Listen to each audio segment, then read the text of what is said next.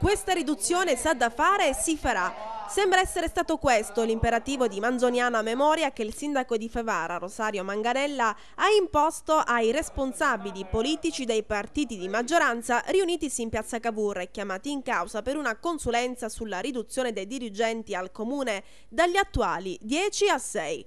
Lo aveva promesso in campagna elettorale ed ha mantenuto la parola. Nella sua stanza al secondo piano di Palazzo di Città, il sindaco Manganella, questo pomeriggio, ha ufficializzato i nomi dei 6 dirigenti. Da delibera la nomina dirigenziale è di 12 mesi, revocabile qualora il Dipartimento non raggiunga gli obiettivi fissati. I non riconfermati sono Orsolina Sorce, già dirigente del 5° Dipartimento Affari Sociali, Giuseppe Calabrese, che per il comune ha guidato il Dipartimento Affari Legali, ed ancora Giacomo Sorce, che lascia la dirigenza del 10° Dipartimento, ultimo a non godere della riconferma Franco Bellavia, già alla guida del 9° Dipartimento Sanità e Sicurezza.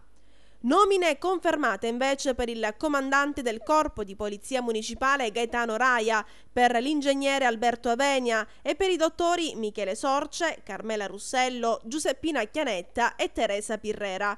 Naturalmente la riduzione a 6 degli attuali 10 dipartimenti comporterà l'accorpamento di più servizi, intensificando maggiormente il loro lavoro. 4 dei 6 dirigenti riconfermati non hanno avuto affidato lo stesso dipartimento, ad eccezione di Carmela Russello ed Alberto Avenia. Adesso, decisi i nomi, si aspetta solo che la riduzione ufficiale delle nomine dirigenziali al comune di Favara vengano esitate favorevolmente dai responsabili delle organizzazioni sindacali di categoria, con cui l'ente deve avviare una concertazione.